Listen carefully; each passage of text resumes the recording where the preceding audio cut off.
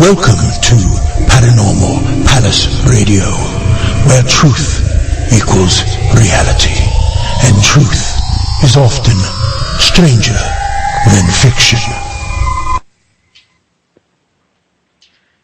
Hello everyone, welcome to Paranormal Palace Radio. This is your host, Royce the Redneck Radio Man, and joining me tonight is going to be Michael Bastine and Mason Winfield, and we're going to talk about their newest book, Iroquois, and I'm probably pronouncing that word wrong, and I'm going to let them correct me on it, Supernatural. And this is about some of the folklore and the supernatural and paranormal folklore, or the natives here that had this folklore before we even come along, and some of it even to this here day. And I've read this book, and it's quite an interesting book, I might add, and I really recommend it to anybody. I can't really sit here and cover this in any one given setting, because for it to be almost 350 pages in a book, it's got a bunch of stuff packed in there, and it's one of those books you're going to have to read it several times to really get it to set, and it's one that you might want to use for reference. And well, I think it's great to have for campfire stories, or Halloween parties, and other occasions for that matter, and it's great for educational purposes as well. But let's real quick introduce these two and get to know a little bit about them. I'll tell you what, Michael, let's start with you. How are you doing today? I'm doing good. Thank you, Royce. And I guess you could say my background is been the last 34, 35 years has been working and interacting with the Iroquois people. I'm Algonquin. We're two different groups of people, but because I grew up in the Buffalo area, this is the region in which the Iroquois occupied, and that's the influence that I seem to gravitate towards. Plus, just being in this area, it just makes sense that those would be the things that I would be influenced with. So I've done this work probably, about 35 years, and it really was an eye-opener for me, because it was information and it was inner parts of the culture which you never learn about in school. There's, at the time, 30-some years ago, there's no websites, there's no access. And if people think that you pick that stuff up at a powwow, it really isn't where those things happen.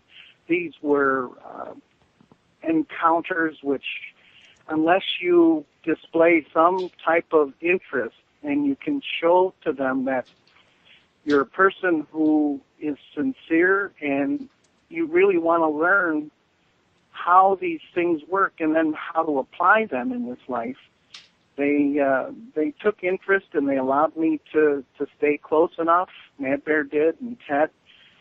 So it was a thing of a great kind of a blending of two different cultures. We're slightly different, but it was a great experience at the time for me to expand the insights and how these things work and how to apply them in this life.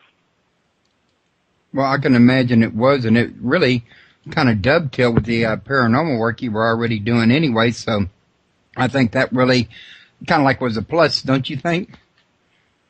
Yeah, it was. I guess the reference to this theme or this kind of a subject, it gets referred to as paranormal because it's not things that necessarily mainstream or the culture that's here would occupy most of their time with. It's actually an integrating of the spiritual teachings, but how they actually apply them and use all the parts of this creation, accessing different levels of energies and different life forces. And so it's one of those things that when you get to experience from their perspective, it really is, it's an incredible thing that it's hard to actually describe to you, to put into words, when you actually see these things happen, and then they respond to these things that would be typically called paranormal. They respond as if that's what they expected. Well, I would just well imagine there, Mike, that your role in this here was probably pretty unique, given the fact that, well, on our radio show and a lot of other radio shows I've been to, you hear a lot about ghosts and witches and, you know, the regular lore that was brought over from England or occurred while we were here, tales of ghosts during Civil War times, etc. But in my whole entire 5 years in this doing radio shows, this is my first time to have the Native American perspective. And, well, honestly, it's kind of an honor for me, being that I'm part Cherokee, to be able to, you know, view some of, you know, my roots where this here is concerned that I never learned about because I was growing up, you know, from the white end of it, in other words. Yeah, well, that's pretty much, I mean, I was raised out in the rural part of Buffalo. It's out in the farm country. I went to a local school, the public school. I went on to a community college, was raised Catholic, but you get to a certain stage in life, and when things aren't really making a lot of sense to you, and you're saying, this is it, this is life, this is what they're referring to as this life, and there's got to be more, and yet you'd look around and try to inquire, and you can't get a lot of answers. So I guess I had to kind of go through some rough periods there, early, you know, late teens, early 20s, but by the mid-20s is when I really started looking at this from a perspective that said, how interesting this is that they can apply these insights to help people heal. They can help people look ahead to see some place that may be a hazard for them in the future they need to watch out for. There's so many ways that they apply this interacting part of this life that I said, this is really cool. And it was such a great experience to see the practitioners actually allowing me to stay close enough to observe these things. So when I started to look at the comparison of the mainstream lifestyle and what they hold as a value system, I started to realize that they're missing a great deal of if they're not missing the whole point, but they are missing a great deal of it.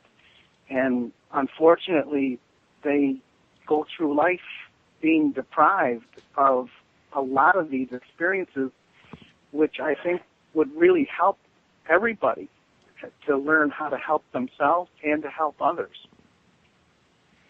Hey, this is Mason, putting in a word here. You know, I'm a white guy, you know, brought up all the way white guy, society life and all that kind of stuff. And, you know, in a world where we are taught that the world is going to be entirely physical, it's entirely material, a lot of us see the world we expect. And what Michael is referring to, in having witnessed Native American healings, teachings, mystical experiences, what he's referring to, and making a contrast between paranormal and normal, you know, as he pointed out, to Native American people, or at least many of them, a lot of what we would consider paranormal is normal. And part of the purpose we had in working on this book was to try to give people the idea that possibly the spiritual realm is a little closer than many of us think it might be. Well, you know, that's interesting you should mention that, Mason, because, well, when I was reading the book and, you know, the way the tales of the witches were being described, you know, it thought to me like in Native American lore, what I was getting from the book was these powers that these witches have was not in question. It was not considered supernatural. It was like, this is everyday normal and everybody knows it type thing. Versus like here, a lot of people, even in the paranormal field, even witches and covens, sometimes just don't have that kind of strength in their faith that it's like, well, what, this is common every day. Don't you already know it, in other words? You know what I'm saying? Yeah, I think I do. And it's one of the philosophies of magic is that it's sort of like chemistry. You do X, you get Y. It's just in a little bit of a different realm. So, and it actually helps to understand how the other realm works. I mean, none of us would really actually try to start a car without knowing we had to turn the key, for example. And if we did, we wouldn't get very far. Yeah, well said. Well, we do spend a little time in our book discussing a few of the classic theories of magic. Now probably is not the time to get into it, but, some parts of the book are very relaxed.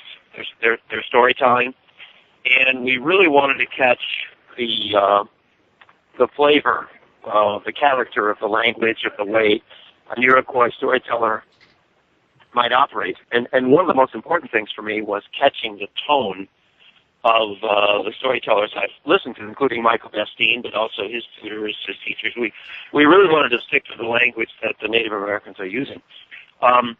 That said, there are many parts of the book that are quite compressed. Some of our discussions of logic and the principles of what you might call magic. I mean, it's not like I'm a magician. It's not like I can cast a spell on someone. But I've really been through a lot of different books and theories and all that on the way this sort of stuff works. And it was important for me to try to be accurate as far as what an anthropologist or an ethnologist might say is the way the Iroquois occultists would have thought. And I would imagine in some of these areas, Michael would be ideal to talk to in these. Am I already talking to Michael and I getting mixed up here by any chance? No, that was Mason before. Okay. Anyway. Sorry, we're both on here. Yeah, you got stuck listening to the white guy there. Here's Mike. All right, I'm sorry. I got mixed up for a second while I was listening. I guess I'm just a little off tonight for some reason. But at any rate, I was going to say, Michael, given the fact that what you were saying a minute ago, that he was actually allowed to get in close and actually see this stuff firsthand for himself, then he could probably be a good witness to the fact that some witchcraft is indeed an actual fact. Have you actually, I know you say you witnessed healings, but did you actually witness other forms of witchcraft yourself? Yes, I have. The practitioners that I hung out with were not people who would initiate trying to harm someone. In fact, what they did do is they would observe and they could do readings and they could look into things using techniques that I guess would be comparable to like tea leaf reading and to other techniques of looking into some type of fortune telling, but it really wasn't fortune telling because the elements that they use are for actually accessing information from the spirit world, which in their view was a great place, a good place, and it was a good source of information. And when Mad Bear, one example that I can give you is when Mad Bear would see events, things that would be inexplainable. And the story that I'm referring to, it's not in the book, but I can relate this to you, is there was a fellow that used to come around and hang out there when I was there too. And the one night I had to leave, I didn't hang around too late in the day, and the next day I went back there and this guy came up to me and he said, you missed it. He says, you should have been here last night. I said, wow, what happened? He said, he said, right around sunset, he said, this thing, and he said, I don't know how to describe the sound it made, and he said, the closest I can give you the way it looked to him, he said it looked like a flying liver. And he said it landed in Mad Bear's tree, and when Mad Bear saw it, he started to talk to it in Tuscarora. So he said, when he heard the squawks, the sounds coming out of this thing, he said Mad Bear ran back into his house. He grabbed some medicine, and this is where they interact using the plants to assist what they need to do. And when he came back out, he was talking to that thing in Tuscarora, and when he kind of got a feel for who was behind it, if you demonstrate to yourself and you point your finger away from your body and you just point with the index finger away from you, if you turn your hand over, you'll notice there's 3 fingers pointing back at you. Right. And what Mad Bear would do is he would send that thing back to where it came from. And those folks who had sent it out pointed typically the way most people would point, with one finger. And Mad Bear explained to me, he said, that went back to those folks who sent it out. And he said, and it came back to them with 3 times the force that they put it out there. So it came over to disturb and disrupt Mad Bear. But when he sent it back to those people, it came back to them with 3 times the force because they had 3 fingers pointing back at them. When Mad Bear sent it back, he pointed with his whole hand open, with all his fingers pointing away from himself. And he commanded that thing to go back to where it came from. And I don't like to usually get detailed about what happened when it went back to those folks, because it can be disturbing. But that family started writing Mad Bear letters and leaving them in his mailbox and asking him to take that bad medicine off of them. And he said, I don't know what you're talking about. He said, I just sent back whatever was directed at me. He said, so I didn't initiate this activity. He said, I just sent it back to where it came from. So seeing stories and hearing stories like that, the folks that sent it out were novice people. They should not enter into practicing these types of activities unless you've really versed yourself well. And it takes the better part of a lifetime to be able to do the things that Mad Bear did. But when you see those types of activities, he told him, he said, I don't know what you're talking about taking off some kind of medicine. He said, I just returned it from where it came. Well, that was really interesting for me, because when I was a kid, they always used to teach me that every time you point the finger or blame at somebody, or, accusation or something, you always got 3 fingers pointing back at you. And I never really thought about the fact that could apply to witchcraft. Yeah, they kind of have this insight, and they may not openly display or teach those things right away. It's actually part of an observation that if you hang out with them long enough, you'll see that, and then you'll hear, not at the moment, but you will hear later that there are explanations, and they usually do clear things up for you. And when you start to see how the practitioners use this, it really makes a lot of sense. And that's what was so interesting. Sounds like it. But I want to also ask Mason over here, who's sitting there patiently waiting. But no, Mason, did you actually get a chance during your time in this book to maybe go with Mike here and maybe witness some of this, or do anything in firsthand, or was most of this relayed back to you? Yeah, well, I'm the researcher. I didn't live the life. Michael did. Michael walked the walk. I'm just talking. I would have to tell you, though, that the way I got drawn into this subject was as sort of a supernatural historian, sort of a guy who set out to research the ghost stories, the UFO sightings, the mystery monsters. I was a paranormal generalist of upstate New York. And I noticed, and I've been doing this for, 15 years, more than that, and I noticed that I had this X category. Like I would get typical ghost stories or typical, there's probably no typical Bigfoot sighting, but yet, I did a lot of stuff here. And then there'd be this X category that didn't fit even the patterns of a very free-form business. And I began to realize that a lot of stuff fit the profile of the supernatural tradition of the Native Americans of the upstate region. That eyewitnesses would come up to me and say, well, I saw this, or I saw this, or that happened to me, that happened to me.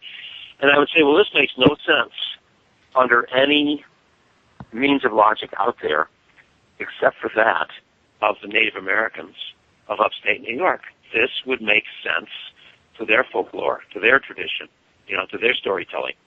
And that's sort of the way I got into it. I personally have not witnessed direct acts of Native American healing or cursing or magic. I haven't seen that. I have interviewed a lot of eyewitnesses, and some of them are white, who look you right in the eye and they go, this happened to me, this is what I saw. So if you give any credence at all to the eyewitness experience, this is pretty powerful testimony. I agree. And I also wanted to mention that I put your link underneath yours and Mike's picture, and also in the chat room, www.masonwinfield.com. And you're a researcher into the paranormal, and you're also now an author, since you've shared in this book with Michael. And it says here you're now, I don't know, it says the sacred, the psychic, the spiritual, and the paranormal. Is that you are a psychic, or that you research psychic activity? I'm glad you don't think that's pertaining to me. No, I personally am not a psychic medium. I do not talk to spirits. I can try, but I don't hear them talking back. God, I wish our kids were like that. Well, I believe there are people out there who do have the power of getting insight and communication from some other world. The trouble is that they're not able to do it 100% of the time when they're asked to. And unfortunately in our world, that is the standard of belief, with scientists, with materialist thinkers. If you can't get something into a laboratory and make it work with 100% efficiency, it doesn't get believed in. And, almost anything relating to the human organism, human beings, it's not going to work 100% of the time the same way. I mean, Michael Jordan didn't score 55 points every night, Well, I've never known anybody hit a home run every time they hit the ball. Yeah, but that doesn't mean baseball doesn't exist. Right. I mean, what about all the stuff the scientists do that it itself doesn't meet that same goal, but yet they parade that same goal? Well, when I'm involved in a debate with those guys, I want you on the stage with me. Me? And I want Michael there too, but you raised a good point. What's that, the part about theirs not always meeting the same standard? Well, sure. I think, this is probably off the track a little bit for the subject of our book, but I'm involved in many discussions with what you might call skeptics, but they're physicalists, materialist thinkers.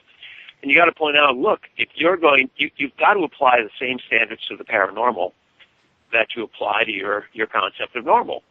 You cannot expect a ghost to behave like a giraffe.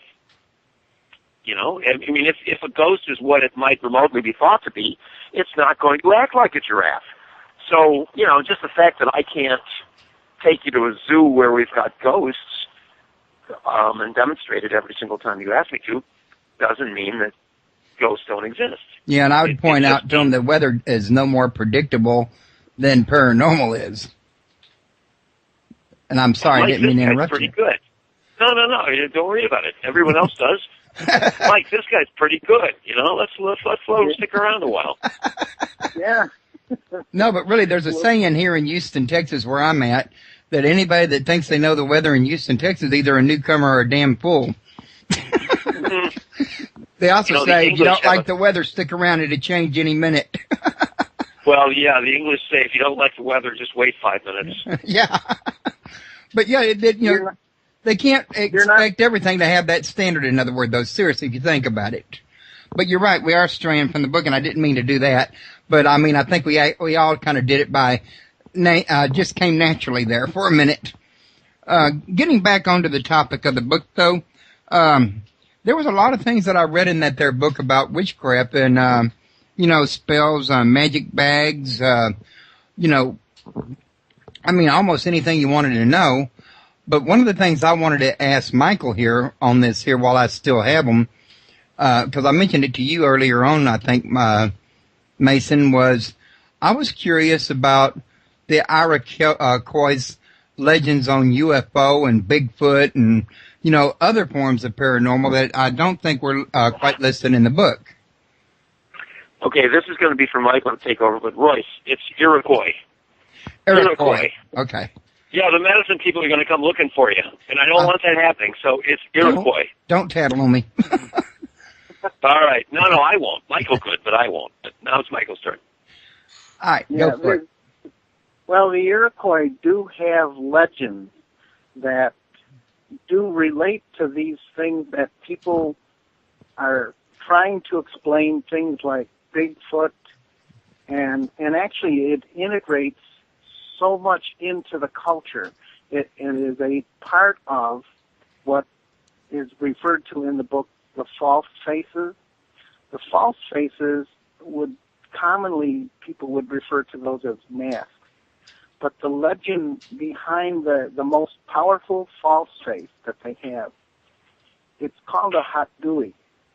And this hot dewey it's a false face, but if you look at the image of the face, it has the two eyes, it has the nose and the mouth, it has hair at the top like a humanoid type of being, but the nose is twisted off to the side. And the legend behind that is where the reference in there to the stone giants. And this is a part of their story of creation.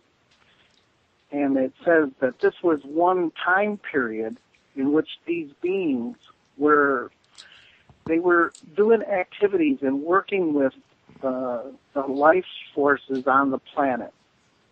And this one particular stone giant took it upon himself to kind of develop these supernatural paranormal activities, these activities that people could not normally do.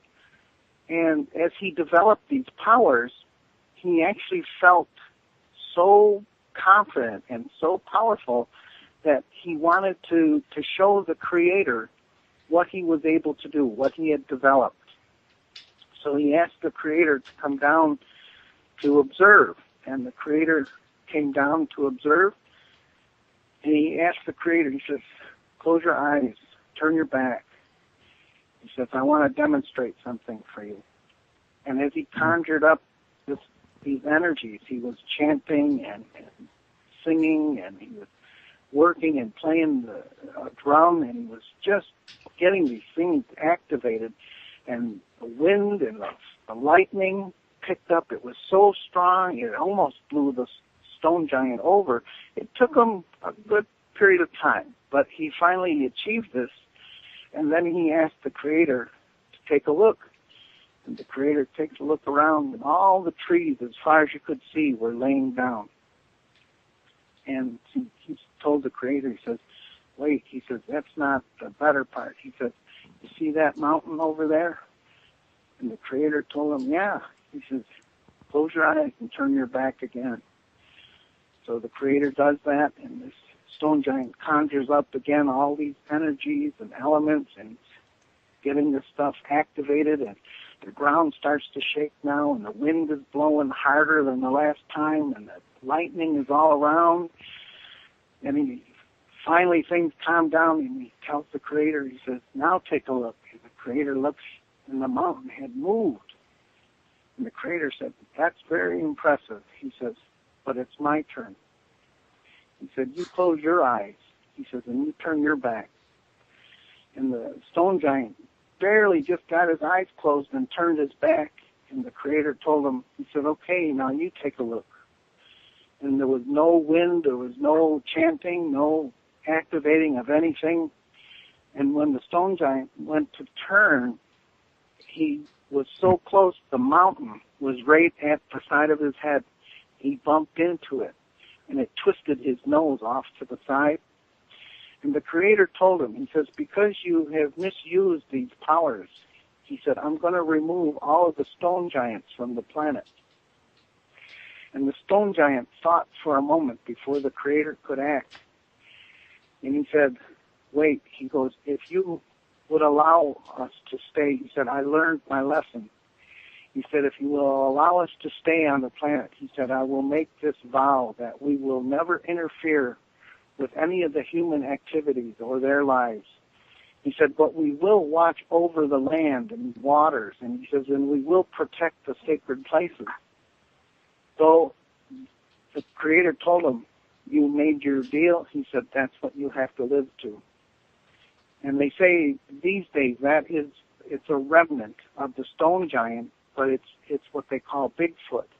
And that's why they don't come out and want to be seen, or they don't want to interact with people. There are rare occasions when they do, but they never take that interaction to a point where someone gets hurt. They're to avoid any type of interaction with the humans. And when you start hearing the stories from people who have had these encounters, they seem to have these abilities to teletransport themselves and to dematerialize and to just be in places to observe and protect it. But Mike, this is Mason interjecting. You know, you tell your stories a little slightly differently every single time, and that's one of the beautiful parts of them. But, you know, I never thought before until I heard you, tell that story. You know, the Bigfoot sightings in North America are very often associated with UFO places. And not only that, they are often also associated with ancient, sacred Native American sites. And the fact that you mentioned that they might be protectors, that they might be protectors of ancient sacredness, ancient sanctity, it fits right in. I was gonna. Yeah, go ahead, Mike.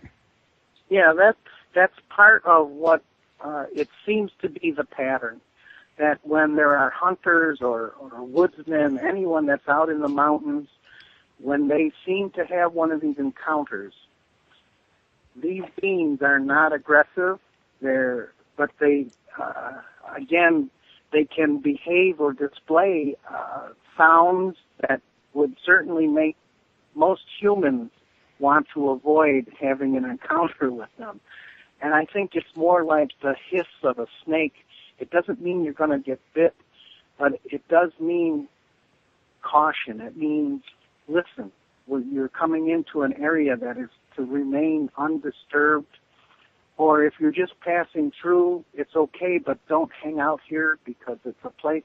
And I think there is a connection, as Mason has stated, with UFO or strange lights, other elements, other energies, other forces that may not be typical for most people to be able to explain. And I think there's a great deal for all of us to learn, and that's one part of this great teaching that the Iroquois people have, is that it helps us understand. And if we have the initiative to go a little further with it, to go beyond just the typical what people may report, maybe if we just camped out on the edge and we observed a certain area, we would start seeing why those places are considered sacred or why they need to be protected. And that makes a lot of sense. Go ahead. Yeah, this is Mason again. You know, Mike, it's funny, we have some of our most penetrating discussions while we're on radio programs, because when we hang out, we just hang out. But, the most horrifying apparitions that people report to me about upstate New York, I mean, the really scary things they see tend to be associated with places of ancient power. And it's like they're back-off signals, You get this flash of this horrible image, and it doesn't mean the image is there. it's a back off sign. It means that people are transgressing on territory that they don't belong on, and it's just kind of a little wake up sign, kind of a little headshot. And it's interesting to think that the Bigfoot, in some cases, could be the same thing. That was news to me, and that was also very interesting. Now, one of the things I wanted to mention was I noticed that, that time of year, during the very first part of the book, a lot of it was historical. I'm not sure if y'all worked together on that or one of you worked on it. Maybe you could fill me in on that one, Mason, but you wanted us to, it seemed like, know that, the origins of the Iroquois, if I'm getting that correctly now. I hope I'm close Iroquois, at least. Iroquois. Era. That's where I'm getting it, isn't it? Tarzan, Iroquois. Iroquois. But anyway, but that's okay, because that's not really a Native American name anyway. I mean, Michael could illuminate you on this at depth, but it's a French term, Iroquois. It's probably a French word. The Iroquois call themselves Haudenosaunee, and it means people with a long house. But, okay, so anyway, it was him that I wanted to ask that question, because he's the one that wrote that chapter on the people of the Longhouse. Actually, we had a really nifty division of labor. I mean, Michael lives the life, and I write about it. Okay. Perfect. He spends like 45 years of his life devoted to a cause, and I interview him and write about it. No, I'm being totally wise. Actually, though, most of the historic, the guy that was deputized to read the old histories, the anthropology journals, that was sort of like my job. And, it was a total perfect division of labor. But most of the first chapter was written by me. Michael knows all that stuff, but, I was the guy who wrote that. Yeah, and I said that wrong. I didn't mean wrote it. I meant, in other words, that actually had the knowledge to give to you, I guess is what I would say, and I may be getting that wrong. But at any rate, one thing that seemed to be important here at the beginning was that I think it was either you or Michael, one, felt that it was important that, and I'd agree that it was, that people know a little something about the 5 different nations of the Iroquois, and I'm hoping I got it that time. Good job, Royce. You will survive the night. I'm trying. But the medicine people will not send an apparition your way tonight, I predict. Okay, thanks. But I was going to ask, was the wanting to tell the history and the kind of detail it was told in, was that going to be relevant to the the rest of the book, in your opinion, or was that because so many, should I say few people actually really know so little about, what was going on here before the, the white folks come over and started tampering with everything, in other words?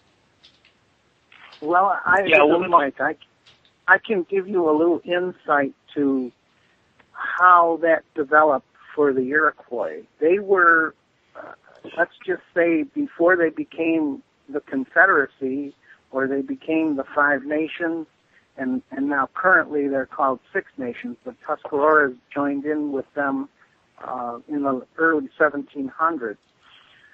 But that initial change that occurred for them was they shared a similar language, so they could understand each other, but they were really on separate wavelengths. They seemed like they would be easily provoked into skirmishes and not being able to see beyond this element that would tie them together.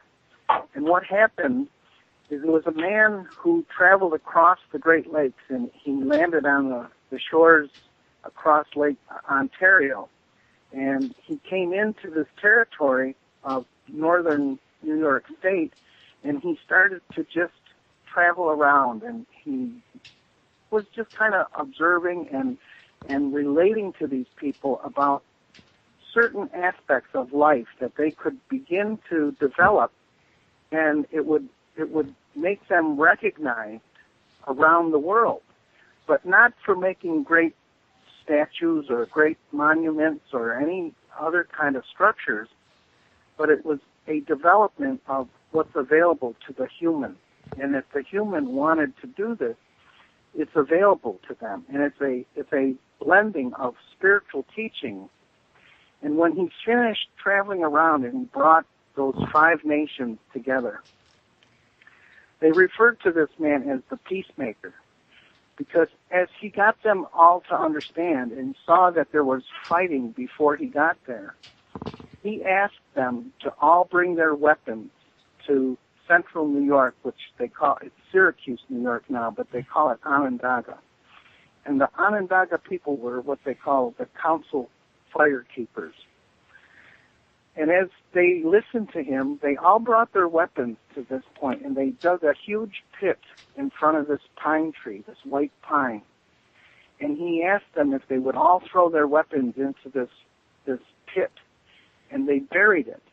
And he explained to them, he said, those were weapons that you used to hunt with, but you also used to kill other humans.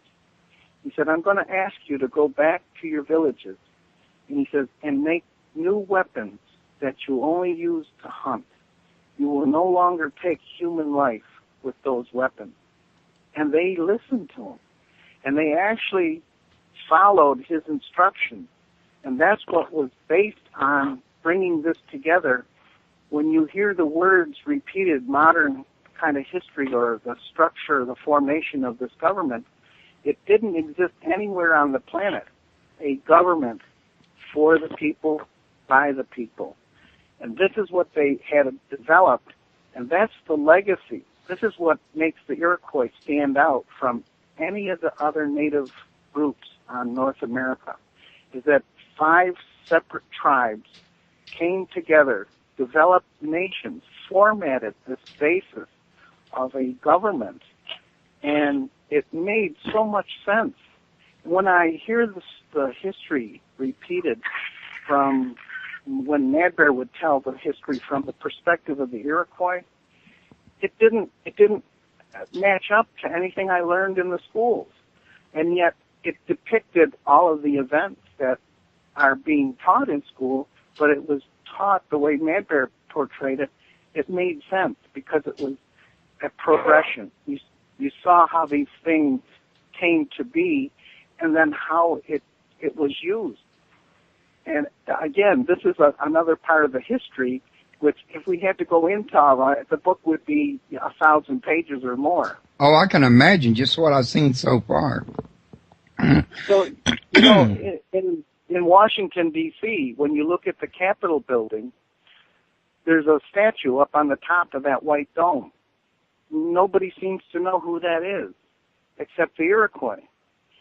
It's a Delaware woman who, and this is how Mad Bear would tell the history, he said when they had finally defeated the British and they were ready to establish a government, they went to what they called the Continental Congress at that time. It was in what New York City area is. And they basically just imitated the Whigs and Tories because that's what came over from Europe. Well, that only lasted for a couple months, and then it just fell apart. So they moved a little further south, near what Philadelphia is today. And Washington, just a few months earlier, had made a treaty. He made an agreement with the Delaware people. And it was supposed to be a bonding and a lasting treaty. But he was sending the soldiers and his troops in to march the Delaware off their land because they wanted to use Philadelphia and that surrounding area as the next place to start the government. And everybody knows that was when they were going to ring the Liberty Bell. Well, this woman, as she was being escorted by the troops off of her land, she stopped right in front of Washington and she looked him in the eye and she told him, she says, because of what you're doing and you're violating this agreement that we made with you, she said, your great bell of liberty will ring once and break, and the government will soon go into chaos again. And sure enough, they go to ring the bell, and it breaks. And sure enough, they go into chaos again. And what Washington recalled was when he was up in the New York State area, what a vast territory the Iroquois occupied, and how they remained as a unit. How did they do that? And so he sent the delegation that they claim wrote the Constitution. He sent that delegation up to New York to ask and inquire with the Iroquois, how did they do this? How was this able to be done? And so they showed them, and they toured, and they talked to them, and they said, this is how we do it. This is how it works. And he demonstrated using his hand with the 5 nations, and he says, in the center is our council fire. He says, in one of the places that if any of the other nations have a complaint or a grievance, they take it to that Onondaga, because Onondaga had a designated area that was neutral territory. It didn't belong to any particular nation, but it was their place to bring their complaints. Well, then he started to see how it fit.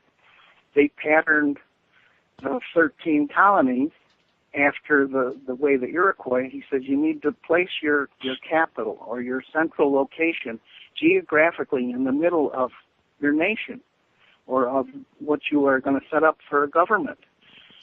So that's what Washington, D.C. became. It was the District of Columbia. It doesn't belong to any state. It was neutral territory. And so they did pattern a lot of the traits and the foundation that the Iroquois used to establish the government. And for the people, by the people, that didn't come out of Germany or England. That was a unique demonstration of how you pick leaders on the qualities of being leaders. Not because they were royalty or because they were wealthy. You pick leaders because they're leaders. And this is how they demonstrated it. And they showed them. And they go, and by the way, they said, when an individual, when a human has these qualities to be a leader, they don't lose them after 4 years. And they said, once a leader is a leader, he's a leader for his whole life. And some people said, well, what happens if he turns bad at some part of his life? They said, don't worry. We have these safeguards put in place. They said he wouldn't last long at that position. They said he's allowed 3 mistakes. And they said upon the 3rd mistake, he's removed from that position by the clan mothers. And the clan mothers are actually the ones that put him in there. But he knows that, and he is counseled each time he would make a mistake. But they said if he made the 3rd mistake, they said it's almost like a disowning by the family, and the community would not recognize him as a member of the community anymore. They said if he had these people who he called friends prior to him being deposed or removed from office, they said they would continue having conversation and ignore his presence. And when you think about it, how long would you last in a community that knew you had been deposed? So there were great penalties or great restrictions placed on them to not mess up, not to become a bad leader. So, and they enforced it. That's one of the greater parts, is that it was enforced. It was not, well, we'll forgive them this time. They put them on notice and let them know. So you see, there's a lot more to the history and a lot more to what they held as a value system, which is not just integrated to the government, but it was a connection to being on good behavior for spiritual reasons too. It says you have to display these elements if you want to interact with the spiritual part of life. Well, you know, that's very interesting, especially since here 2 or 3 years ago, I had a guest on named Robert Hieronymus. You may or may not have heard of him, but he has done extensive research in this. He has a book out called I think it's The Secret Symbolism or the United Symbolism of America. And he talked to me on this show about how little most Americans know about the Native American involvement in our government in the early years of the forming and the founding. And he expressly mentioned the Iroquois. And I did say or at least I meant to say ear. I hope it sounded like that. No, you did great. But at any rate, he did mention them. This is Well, Mason. I didn't. Yeah. I am exposed to conspiracy theory. Well, I mean, I don't mean to be stereotyping there, but a very good case can be made that the founding fathers, first of all, they were almost all of them Freemasons, and Freemasonry had a very big interest in the mystical traditions of the Native American societies they met. What their motives might have been, I'm not going to conjecture right now, but no, it's absolutely right that a very good case can be made for the fact that the founding fathers were exposed through their Freemasonry to the mysticism of the Iroquois, and that there could quite well have been that kind of interchange that has affected the design, the entire design of the United States. Well, there was a lot more questions, Mason, that I was wanting to ask Michael, but he's only got like 10 more minutes, and I realize he's got another show he has to do. You better ask him. I was just going to say, Michael, is there any chance that you got time to real quick, like, maybe share with somebody about, I understand according to your book there's two kinds of witches, and how you spot a witch. Is there too much in that for you to be able to share right now? Because we can do another show in the future if you like. I think we might have to save that one for a future show. But what I kind of skipped over in telling that little bit of history there was I mentioned that there's a statue on top of the Capitol building. And when Congress came together, when they established Congress, these people were so impressed with that Delaware woman that mentioned and confronted Washington. That is who is on the top of the Capitol building. And the Iroquois people, she actually relocated up near Niagara Falls in New York State here. And she actually lived with the Iroquois people in her final years. She finished her life out up here with the Iroquois. And see, they really appreciate and honor people who can respectfully address issues like this and point it out that, you know, you can make mistakes, but you better be ready to handle whatever comes your way if you are going to continue to live these mistakes. And we're convinced that if they could have come to their better senses, and like Mason said, the Freemasons are looking for these mysteries that exist within the Native community, well, then my question is, why did they try to destroy that so much during that period of time when they were saying, well, we need to occupy this land, and yet now they're trying to go back to find those mysteries or those hidden parts, and a great deal of it, it's still in existence. So it really is something that, you know, we could continue on with a future program. But I guess I'm just checking the clock here, and I really should excuse myself. Okay, that's fine. I understand. And Mike, I appreciate you joining us. And I'll get with Mason later. And I probably have an opening coming up in December.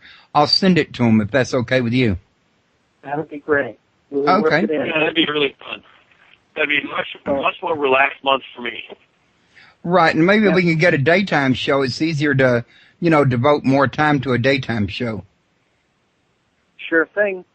Well, I want to thank you, Royce. It was an honor and a pleasure to be on your program, and I hope that there's some experience out there with the folks that are paying attention, that there's something here that may help them. Well, I'm sure there... Go ahead, I'm sorry. That's okay. I want to wish you well for the holidays and say thank you for the opportunity to talk about our book and give some explanations on some subjects that sometimes can be difficult to help people with. Right, and you know that is a good thing. And I wanted to thank you for coming on on the air with me. It's a great opportunity. I learned quite a bit talking to you. I learned quite a bit reading your book. And personally, I think this is stuff that anybody that's interested in the founding of their nation should want to know both sides of the story instead of just what's in the history books in school. Absolutely, and we'll pick it up from there. I want to thank you again. Okay, you have a good one. Enjoy your next show and your holiday. All right, thank you. Bye-bye. Bye. Okay, Mason, You and me Yes. probably both share a lot of knowledge in a lot of similar areas when it comes to conspiracy theories and other things of that nature, because anybody that's been, studying the paranormal any length of time finds out that it's a multifaceted field. Sure is. But, yeah, I do agree with you. I mean, I've talked to Robert Hieronymus myself on my show, and I think the case for this is very strong. And after what Michael was just sharing, it actually makes it make perfect sense if you ask me. Freemasonry. Now, before you go any further, and let me interrupt you on that one there, just so you'll know where I come on this here. I actually tend to favor Freemasonry. I don't really favor any religion. I believe in God and spirituality, but I don't really favor any man-made organized religion per se. But if I was to choose one as being less destructive and more helpful than another, I would say, in my opinion, Freemasonry has done more to advance our country, and the church has probably done more on its decline, from what I've been able to tell from my study. And I don't know if you share that view or disagree with it, but I think it's good that people can talk about that openly and, in a nice forum, in other words.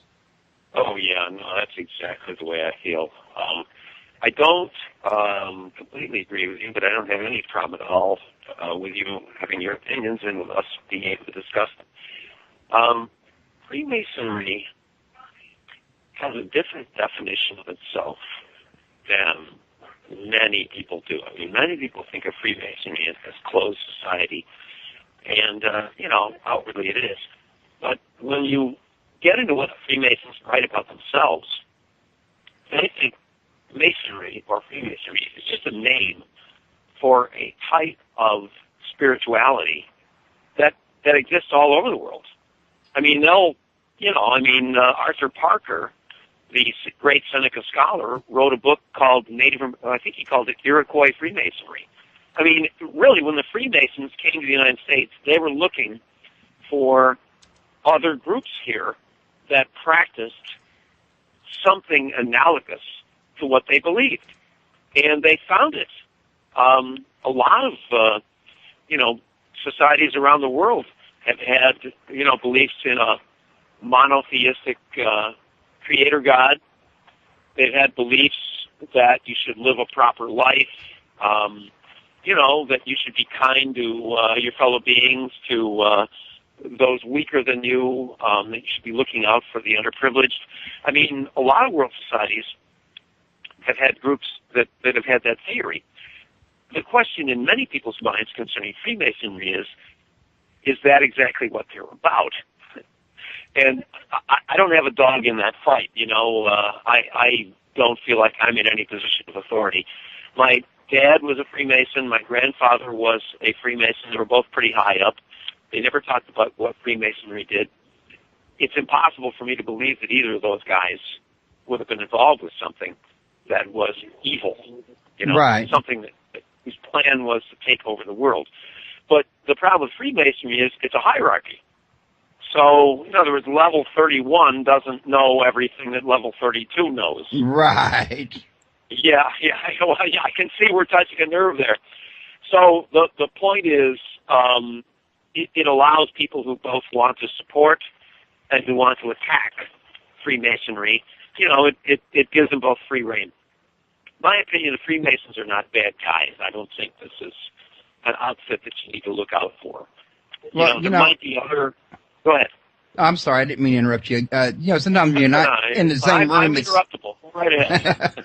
But no, I was going to say, from my perspective, I think the church comes closer to fulfilling that, at least the Vatican and the early church, than Freemasonry ever thought about. I mean, given all the Crusades and the Salem witch trials and the Inquisitions, I don't think any other religion on earth has that kind of history. Well, I can think of a few. I don't think any other religion on earth has had that kind of power.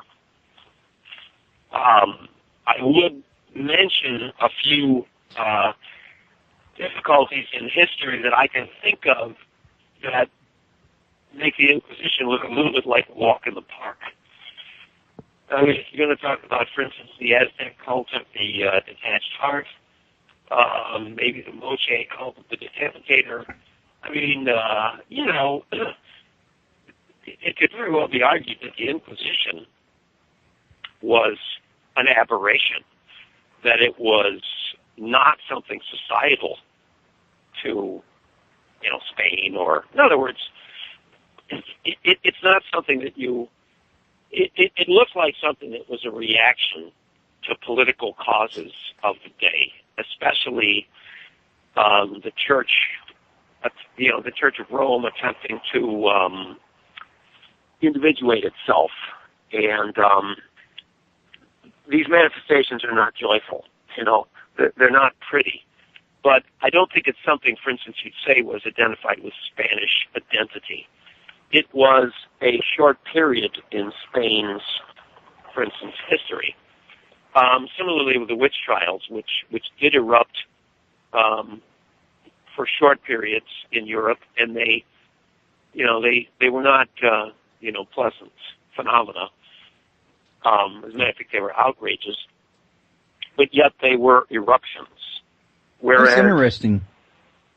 Well, no, I mean, it's interesting because I'd never before thought about the Spain concept of it. I mean, I thought about the Roman aspect. I thought about the Pope. But the thought of Spain playing a role, until talking to you, it never really crossed my mind. So for me, that's fascinating. Well, Spain, was the last nation in Europe to undergo the Renaissance. I mean, to lift a line from the great British comedy program Blackadder, So for you, the Renaissance was something for other people. I mean, Spain was under the domination of Islamic societies until the year Columbus left for America. I mean, the Reconquista was done in 1492. And about 6 months later, Columbus leaves for America. Spain was a fundamentally medieval country at the time the conquistadors arrived in Central and South America. So Spain was not really, it was sort of the poster child for bad behavior of Europe at that point in time. I got to tell you that. And there's been a lot of ink spilled and a lot of thought poured into understanding the way the Spaniards treated the Native Americans they encountered in South America and in the Indian societies and in Central America.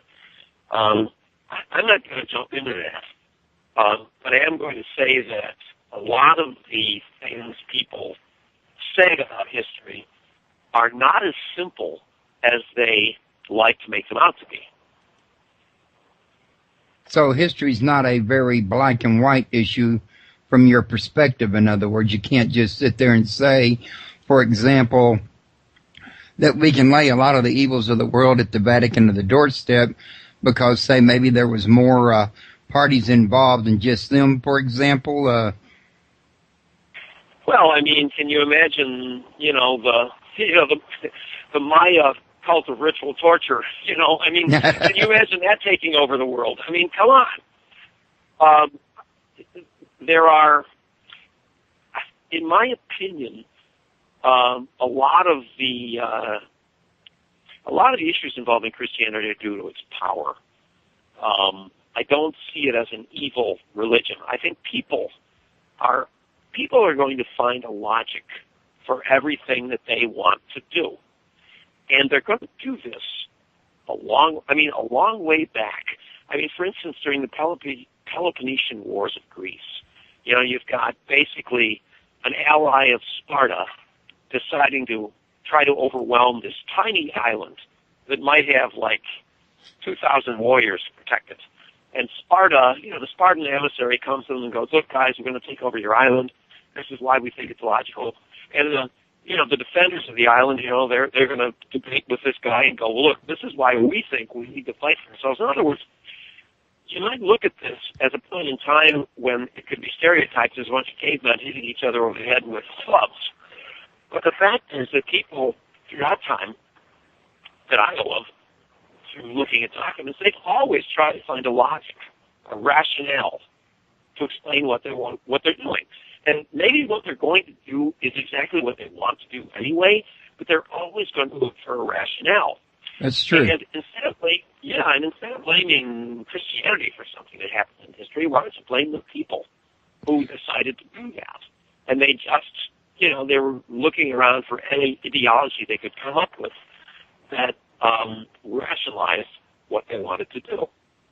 Well, to be honest with you, when I said earlier, I don't think I was really quite clear because I wasn't, I said I didn't care for religion as an organized, and that's probably where I led into this. While I don't care for religion as organized religion as a whole, I think it's flawed. I would not call any religion, even Christianity, as evil. But when I talked about the history, and I probably didn't break it down here, viewing back in the history, more specifically, it was the popes and the bishops of the day that were passing the papal bulls and the orders on this, and their inquisitors. It wasn't really the actual church itself. And I understand that from my study, but I don't think I quite expressed it when I said that what I did a minute ago. Well, I think you're doing a pretty good job, Royce. I would also say, I know we're getting pretty far off the track of Iroquois Supernaturalism. Yeah, so I was about to tell you we need to go back to that here in a minute. Yeah, all right. Let me put it like this. I made an armchair study of witchcraft. I mean, armchair. There are many experts around that are far greater than I am. But it does seem, and now we're steering back towards Iroquois Supernaturalism, almost every world society of any development has had kind of a state-sponsored supernaturalism, and they call that religion. And then they've had kind of an out-group of supernaturalism, and that's what they call magic or witchcraft. And you don't just find this in Europe. You don't just find this with the witch trials. You find it virtually everywhere that I'm aware of. I mean, the Iroquois, they had a religion, and that was cool. And then they had witchcraft, and that wasn't cool. And it's, it's fairly similar everywhere. I think the Iroquois system for dealing with these situations was in some ways maybe a bit better than Europe at its worst. I mean, they had a trial. I mean, the Iroquois had a wonderful system of laws. I mean, everybody got their chance to stand up and talk, and they really were much to be admired for their legal code. But yet they had a supernaturalism that was considered out. And I would say that maybe the way to sort this out, the Iroquois had two big metaphysical concepts here. The first one I would call orenda. Now, orenda is a word that appears to be pan-Iroquoian. It looks like every Iroquois nation had this word, as far as I've been able to determine. And the word orenda kind of means the force of life. It's very analogous to other force of life words in other societies. I mean, it's not going to be identical, but it's analogous to, mana, prana, chi, Star Wars, the films. There's a real good motif, real good comparison for that, the Force. I mean, it's kind of neutral. The Force is out there, and it animates everything in the world. It is the force of life, the force of thought, the force of nature. It's also the force of magic. But when you take this force that the Iroquois call orenda, and I mean a great medicine man, or woman, a great healer, can use orenda to heal people. They might be able to use orenda to turn the course of events in a way that would be positive for their nation or for the entire world. But suppose somebody who was skilled in the manipulation of orenda, suppose that person decided to use it selfishly. Suppose instead of trying to help the society or the world or an individual sufferer, suppose that person decided to use Orenda to take vengeance upon a personal enemy. Suppose they wanted to try to use it to steal power and privilege from someone else.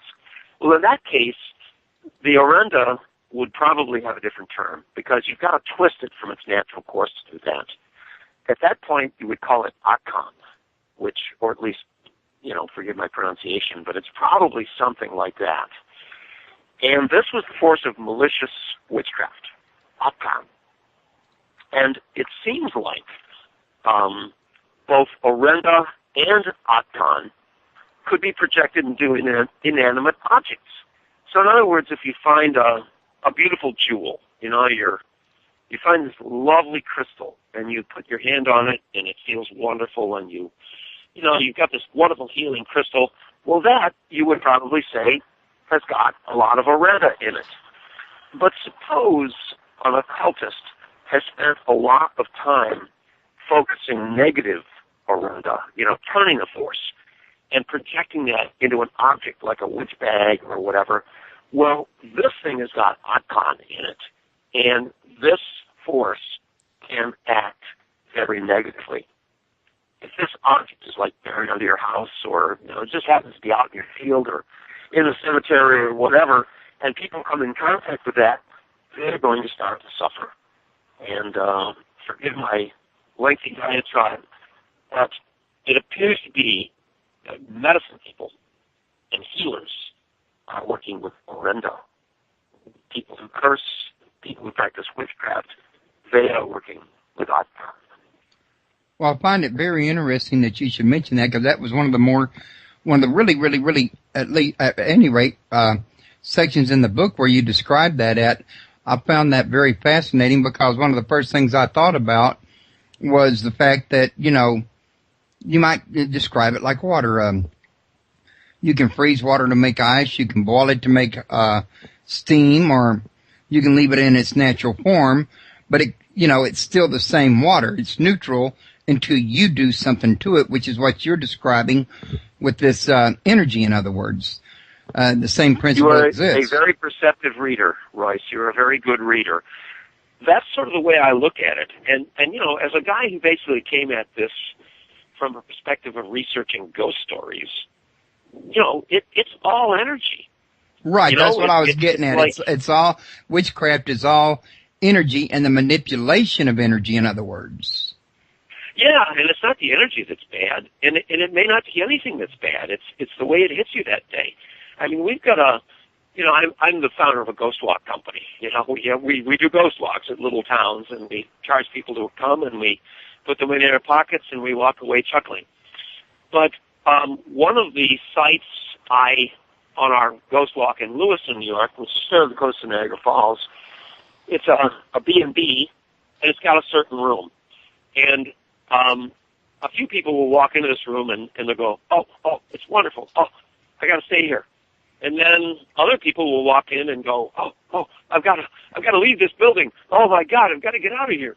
And it's like you wonder whether, it's just the way the stuff hits you at that particular time.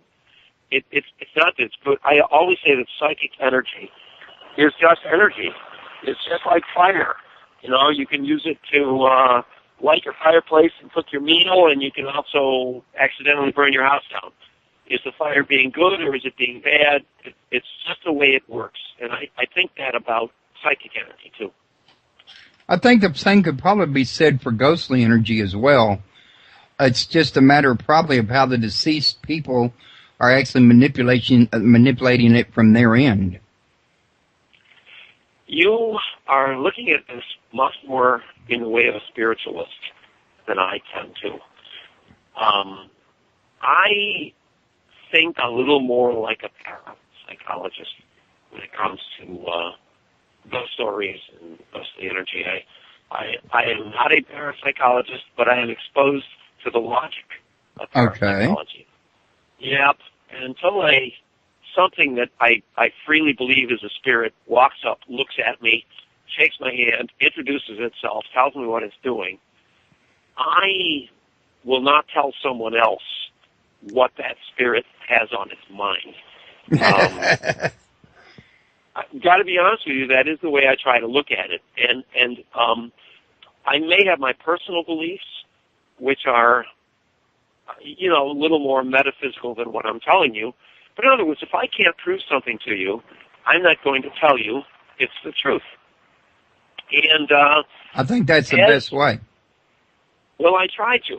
And as a ghost guy who does many a lecture and a talk on the subject of ghosts, I rebel a little bit against a lot of what I'm seeing and hearing on television because, you know, there isn't really any evidence that a ghost and a spirit are the same thing.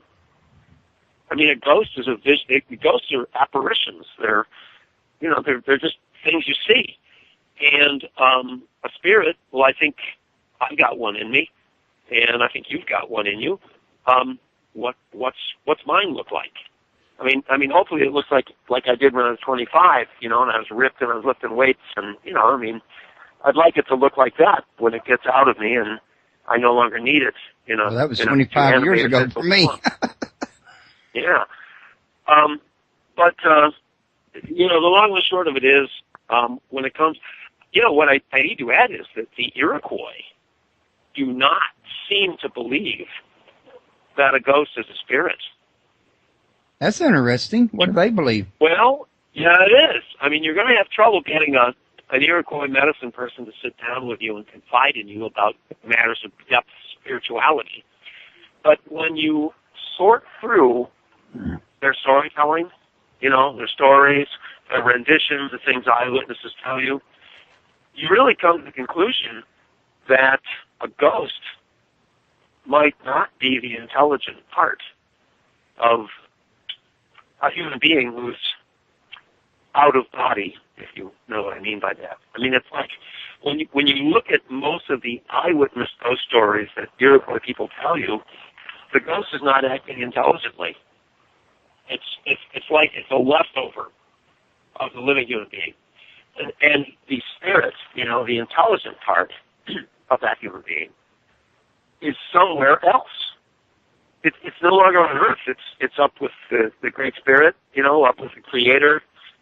And ironically, when you look at the ghosts of parapsychology, in other words, the ghosts that parapsychologists have documented through interviewing eyewitnesses, that's the way those apparitions seem to behave too. So it's funny that the Iroquois and the best parapsychologists tend to look at the subject the same way. That's very interesting because I've had some parapsychologists on my show recently, and they were saying similar things to me. And I think you're right. I do come at this more from a spiritualist point of view, being the fact that I tend to favor Hermeticism and, you know, alchemy. And, well, for me, it's just, you know, a go along from what I'm used to. In other words, whereas with you, psychological is where you're, you know, used to. So I think that's really pretty normal for us each to have that approach, in other words, or our given approach, should I say. But I think both approaches are interesting, and both approaches, I think, deserve thought and consideration and investigation, because you put them together, they make a more whole picture, in other words. Well, yeah. You know, the only way in fields like this that are so abstruse, you know, that are just so out there, the only possible avenue to the truth, or the only possible way to get even close to it, is to get a breadth of perspectives, to involve everybody, and try to make the best guess you've got. And my best guess changes every couple of years, so you know. But well, that's not as often as the weather. Yeah, that's right. Wait 5 minutes. Fortunately, mine take a little longer than that, but I really do think I have some pretty good best guesses about ghosts and psychic phenomena. They're starting to make more sense as time goes on. I think that we must never let terminology rule us. In other words, you can't, I mean, the terms ruling the way you classify things is pretty much the tail wagging the dog. But we need to know terminology. We need to understand terminology. And, there's a lot of people in supernatural subjects that don't seem to be exposed to terminology. And, that disappoints me a little bit. Well, see, terminology, from my perspective, is like a useful tool to help define and express yourself, but you don't want to use it as a chain to limit yourself or anybody else, for that matter. It's just like that energy you were talking about. It depends on how you use it. No, absolutely right. The trick is, if you don't know what the pattern is, you don't recognize when something is out of pattern.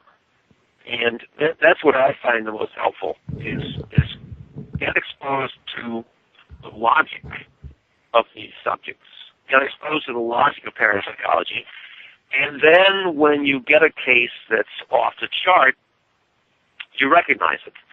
And, this is basically an off-the-chart business. But yet, that's what I found most helpful to me, and what drove me into a study of Iroquois mysticism and supernaturalism is that I was getting cases that I had exposed myself to the general pattern, and then I was getting cases that were out of it, and they made so little sense. I'm talking of upstate New York cases that just didn't fit any of the recognized patterns. And it wasn't until I started to study the supernaturalism of the Iroquois that I understood, wow, there are living people in New York State right now who have no exposure to this subject. They're white people, they're black people, they're of all different ethnologies, all different ancestries in New York State, and they're reporting things that have no interpretation except through the legacy and the folklore and the site tradition of the Iroquois. So I imagine this here contrast, though, between you and Michael in this book, Iroquois Supernatural, and that meant Quay, at any rate, Quais. I imagine that contrast was really something that probably caused you to probably have more than one debate or sessions of redefining terminology, didn't it? Well, not too bad. Most of it was 5 years ago when maybe longer ago than that, maybe about 10 years ago, when I've known Michael, I think probably 15 years, and we were instant friends. But there are a lot of things that the Iroquois people, the Native American people, do not want revealed to the greater society around them. In other words, just the United States. People that are not of that society, there's knowledge that they don't want them to have. And when I first started digging into this stuff, I didn't quite get that. I didn't get the reason for it. I didn't understand why it was just. And now I do. But there were things that Michael wouldn't talk to me about. And until you get really exposed to the subject, you don't understand where the sensitive areas are. And, there's questions you don't ask. You and I meet total strangers at a bar or something, and there's questions we don't ask them, You don't ask them how much money they make, stuff like that. There's just things you don't ask. And until you're exposed, you don't understand what those questions are with at least the Iroquois society. And until you understand the logic of why those ought to be kept private, you feel like, well, geez, if I ever got that answer, I would write it. Well, right now, I don't feel that way. If once I understand why something ought to be the way it is, I'm pretty good with it. And Michael helped me understand that. There were times when 10 years ago, I would say to Michael, come on, tell me this, tell me that. And he'd go, well, yeah, I do know the answer to that, but it's knowledge. Just because I have this knowledge doesn't mean it's my property to give it away.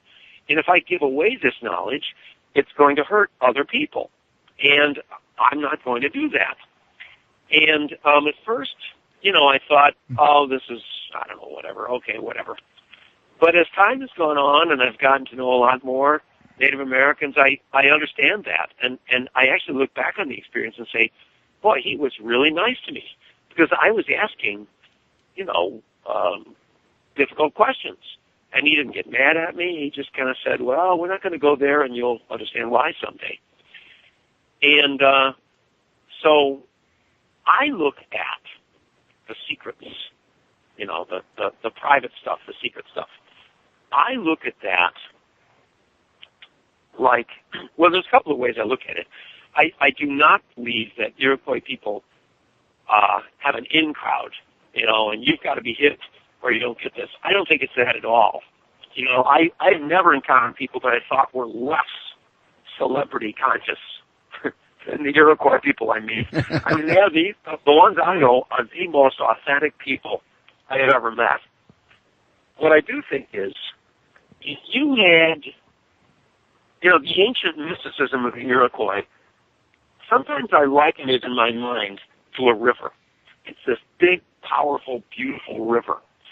And people who live alongside this river use that river to nurture their societies. In other words, they'll use the water of this river to water their fields. They'll use the river for transportation. In other words, they're using the river for very non-intrusive but valuable things.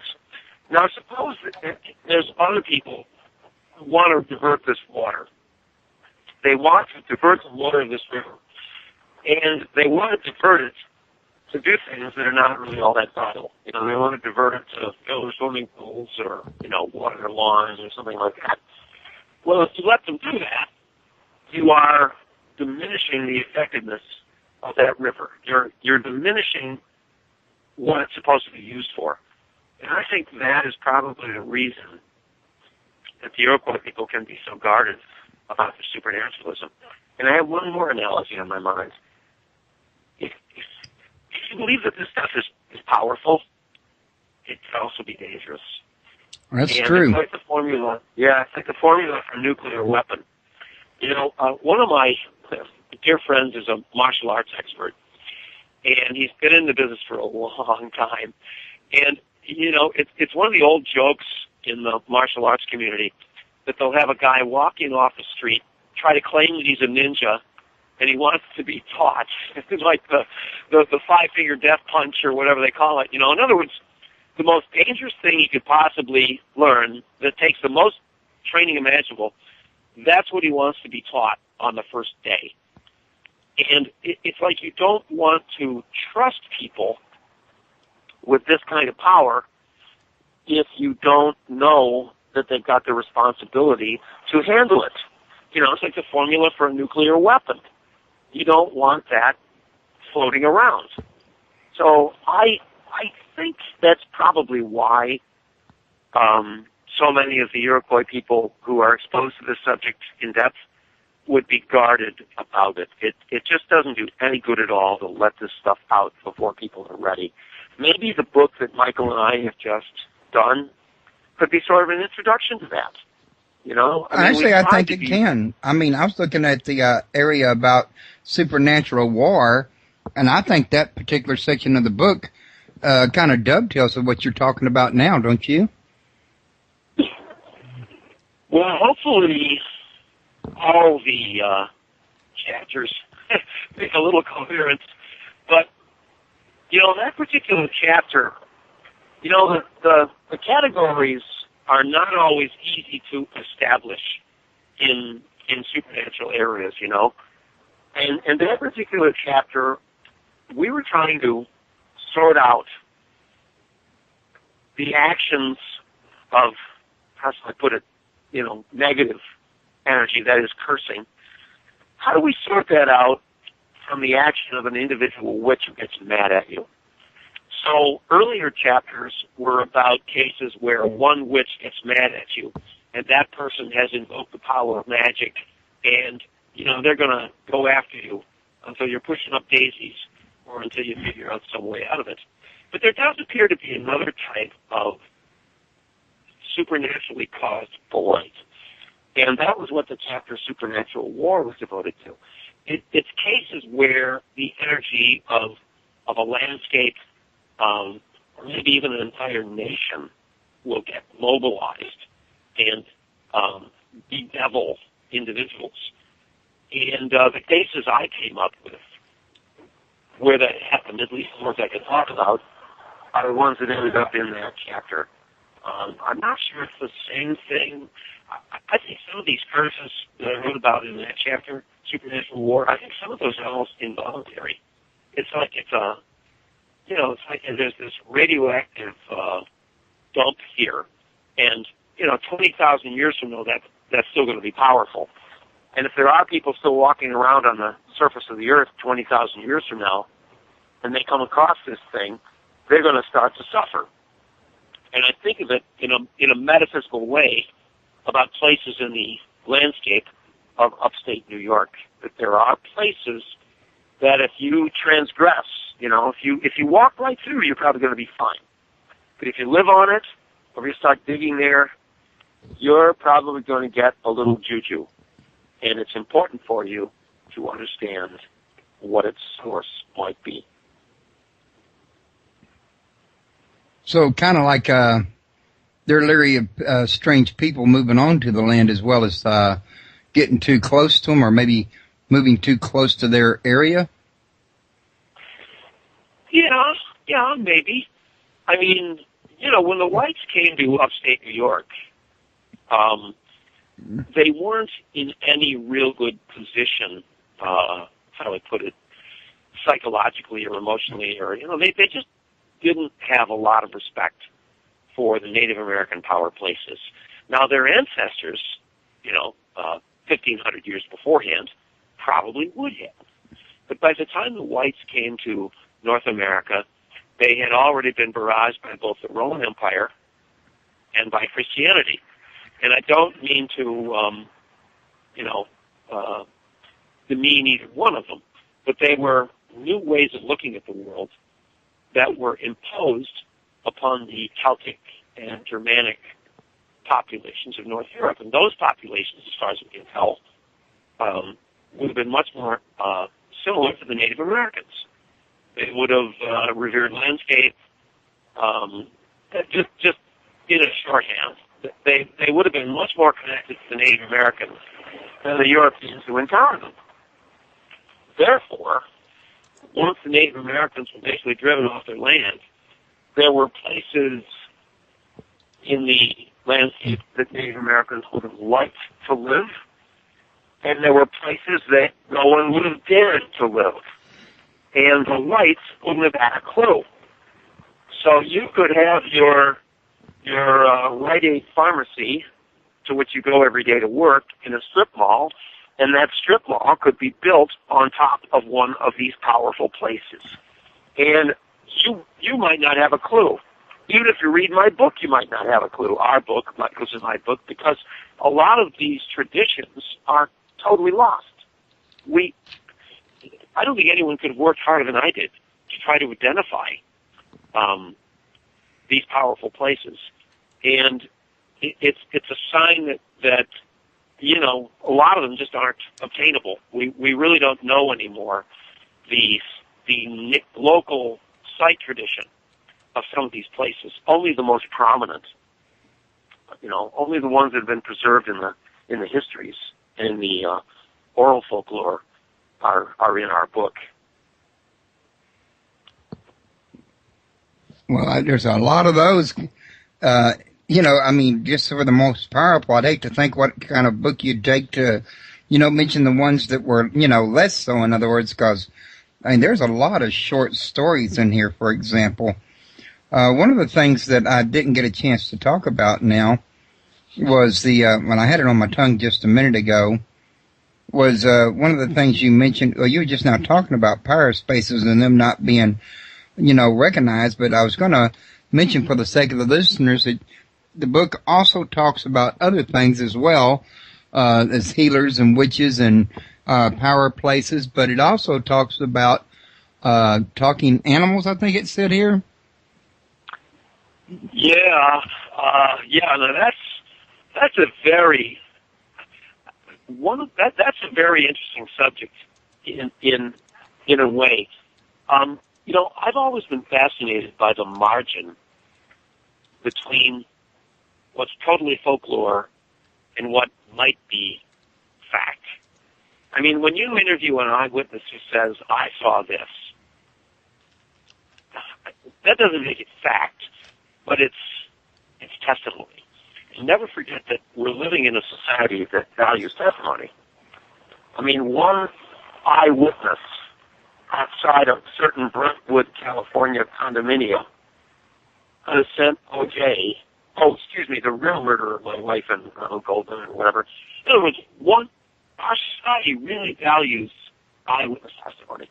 And then we come to something paranormal, and all of a sudden we just, we don't value it because we've got this idea that certain subjects don't exist, and anyone who's telling you they saw them is crazy. And then we've got this idea that other subjects are reasonable, and so we'll accept testimony on those. But the line between something that's totally folklore and totally fact, I had never thought until, recent years how significant that would be. For instance, I was doing interviews in upstate New York. Anyone I could talk to about a ghost story. I do 1,000 interviews a year, I'm sure, if not more than that. And every once in a while, I'd get an X story. I'd get a story that was just off the chart. And an example would be a supernaturally small human apparition. They'd be saying, I was in this graveyard and I saw this ghost, and it looked like he was about 5 years old. Okay, that's great. What was he doing? They go, well, he was playing peekaboo behind a gravestone. Okay, he's a 5-year-old. Peekaboo behind a gravestone. I know that graveyard. The gravestones are only about 12 inches high. How big was he? And all of a sudden a look comes over them, as if they go, hey, yeah, he was really, really little. And, you would think that would be the first thing they would comment on, would be the size. Actually, in my experience, the first thing that seems to overwhelm an eyewitness is the fact that it's supernatural. It's not the size. It's the fact that it's, because you see big things and little things. It's the fact that it's an unnatural thing. But then when you realize that the Native Americans of upstate New York have tradition about little people, supernaturally powerful, very, very small nations of human beings, and that the type of places they are often associated with are the type of places that these people report them, that's an example of what I'm talking about. I was going to say, I heard something in the background on your end. I don't know if you picked it up or not, but at least it sounded like it was from over there, and I thought I'd let you know about it real quick. Sorry, it's not paranormal. Okay. I'm not in my home tonight. I do not have quiet, protected circumstances to be able to do this program, so I'm covering the cell phone, and I'm on a street which is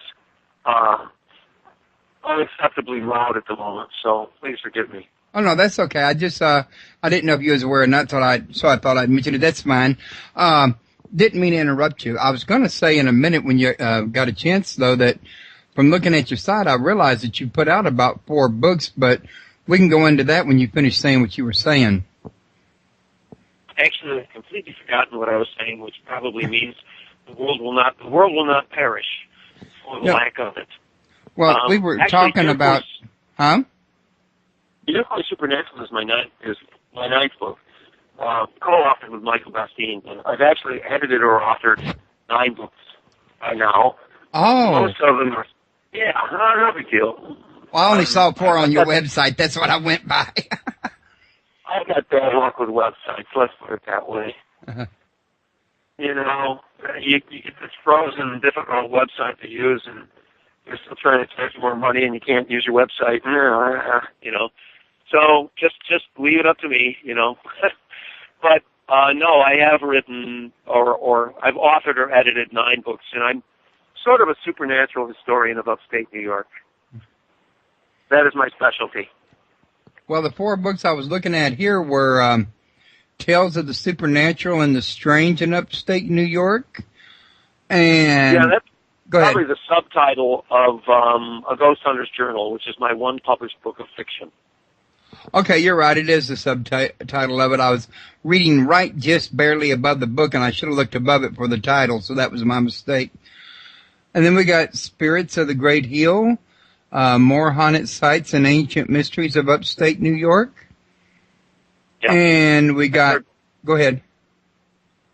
Yeah, that's a sequel to Shadows of the Western Door, my first book. And I also see you got Red Jacket mentioned here, and he was mentioned in the book, the Iroquois Supernatural. So, Well, yeah, Red Jacket was a great orator and a great hero to the Seneca. Now, the Seneca are the Iroquois nation who occupied Western New York, which is where Mike and I are from. But, you know, Red Jacket was kind of controversial, but he was a genius. He was, you know, one of the most brilliant men of his age. And, you know, among the people from the 19th century that I would love to go back and meet, Red Jacket would certainly be in the top 10. He was a mystical figure, too. He was actually accused of witchcraft a couple times. I'm not sure. Personally, I don't think he was a witch or an occultist, because witchcraft accusations could be used as political tools. You know, if you could get somebody accused and condemned of witchcraft, you know, you got them knocked off that way, and it was much easier than doing it yourself. So, but yeah, Red Jacket's a pretty good ghost, too. His ghost is reported in a number of places around Western New York. well, you know what's fascinating about what you're talking about there that I didn't mention earlier is the fact that from reading your book, I got the definite, distinct impression that in the Iroquois nations, witchcraft could be a more punishable offense than actually killing somebody, depending on the circumstances. You are absolutely right, Royce. And once again, you've proved that you're a good reader of literature. Yeah, if you committed a murder in the Iroquois society, it could look like a fair fight, you know, just a duel, you know, basically. The families very often would not demand a death penalty. The society didn't either. You know, the Iroquois were pretty much an honor culture. If you called somebody out, they were going to get up and defend themselves, and that's the way it was going to go. And witchcraft was presumed to be an offense against the entire society.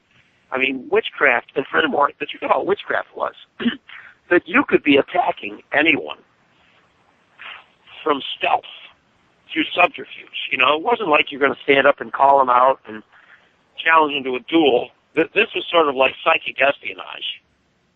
They're suffering. People around them are dying. Everything they love dies. And they're starting to weaken, and nobody knows who's doing it.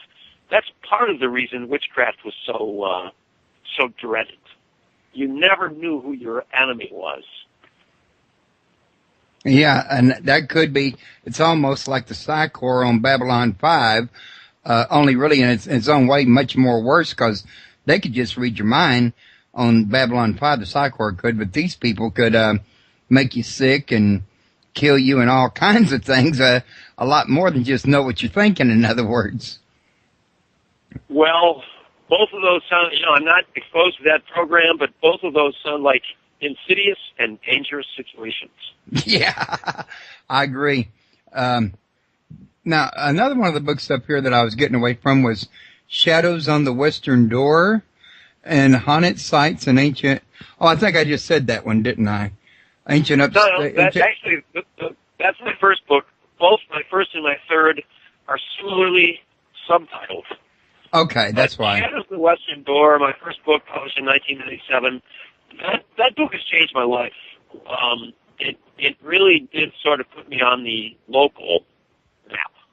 The book has done very well. It's gone through multiple editions. I mean, it could very well be in its, I don't know. I really don't know how many editions it's in, because I don't like to focus on past accomplishments. I like to keep working and trying to do new stuff. But Shadows is in its eighth printing maybe its ninth. I don't know. It's done extremely well for a regional book, and that sort of it's changed my life. It put me on the map. It established me as a career writer, which is great. Well, automatically you write about little known stuff, and that in itself is going to help you hit the map, if you ask me. I mean, I see here that you wrote in this one book, do the Great Lakes have their own Bermuda Triangle?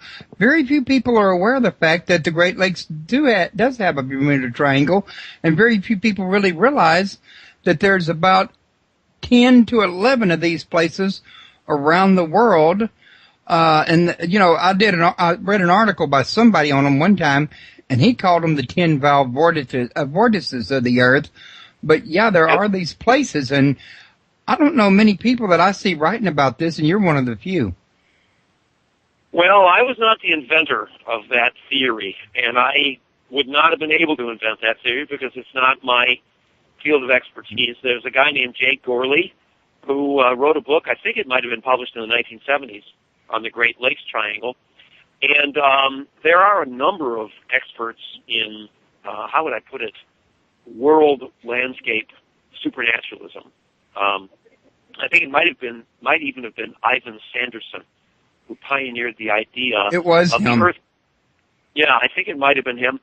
And the fact that the Earth might be crystalline, that underneath this globe we envision when we think of the Earth, there might be a crystalline structure, and that there's certain, maybe the dodecahedron. I've had, some contact with people who specialize in this, and that there might be certain intersections that are vortices, you would call them, that are vile vortices. And there's a lot of disasters that happen in a radius of these vortices. The Bermuda Triangle might be on one of them. Well, I tell you what, it was Ivan Stevenson that I heard done it, so you're probably more than likely right if we both picked up the same source as the originator. But it was very interesting reading, and the fact that you write about it, even if you didn't originate it, and very few do, well, it kind of, most people go to the bookshop, they'd look at the back of the book, they'd see that, and I want to know more about that. So to me, it seems like, writing about little known things is one thing that probably really helps you out a lot. It's a really nifty window on looking at life, and I really do think, I hate to term myself a scholar, but let's just say that I'm a paranormal researcher, and it really does help you look at everything in life, because when you really get into the debate between the materialist, that is skeptic, and the believer, when you really get into that debate, you realize, wait a minute, neither one of these guys has got the whole truth. And that very often the materialist or the skeptic, they're activists.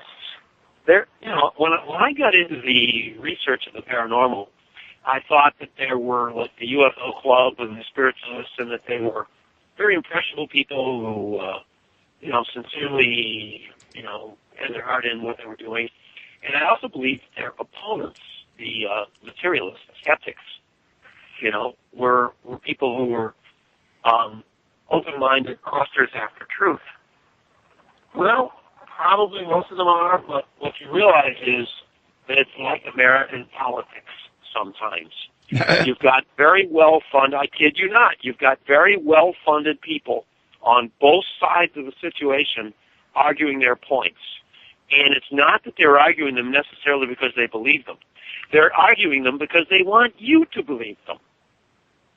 Both sides. And that was one of the things that really took my breath away in my study of the paranormal when I really got down to it, particularly in aspects of psychic phenomena, because there is very good evidence to believe in the existence of some types of psychic phenomena. There is very good evidence to believe in poltergeist cases. I don't know why anybody doesn't admit it anymore. Whatever's causing it is the problem. Understanding these situations completely is the problem. But conceding that they exist,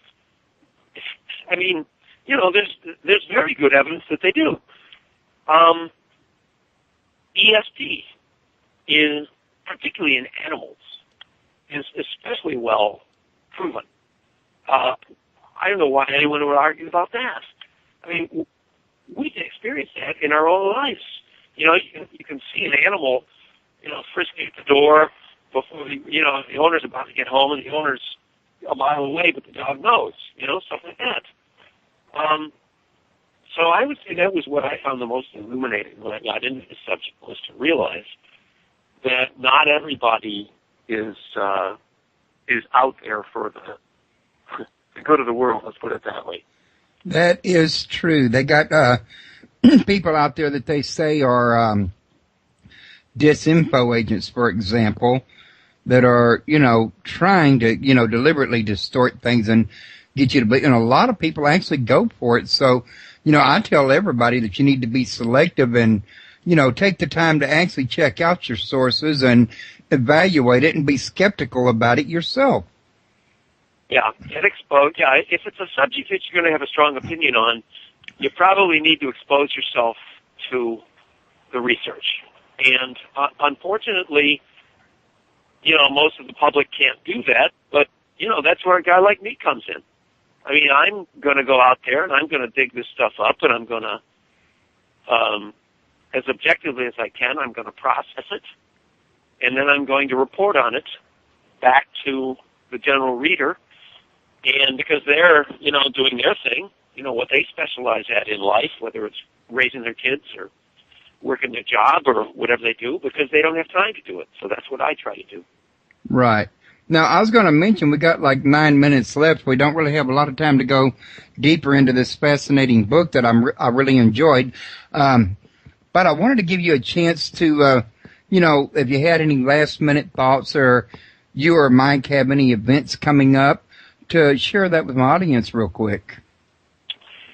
Well, we're upstate guys. We're upstate New Yorkers. Michael is going to be teaching a course on animal totems and animal magic, animal wisdom. Those who have looked at our chapter called Talking Animals, not only are there stories in there about apparently enchanted animals who appear to have the power of speech, but there's also stories about the kinds of messages that we all can or should be getting from the natural animals around us. And Michael's going to be teaching a monthly course, just Sunday afternoons, maybe about 1 and 3, we think, once a month. He's going to be having a session at our offices in East Aurora, New York, and that's going to be really wonderful. And I personally, I'm the founder of a Ghost Walks company, and the off season is when I write my books.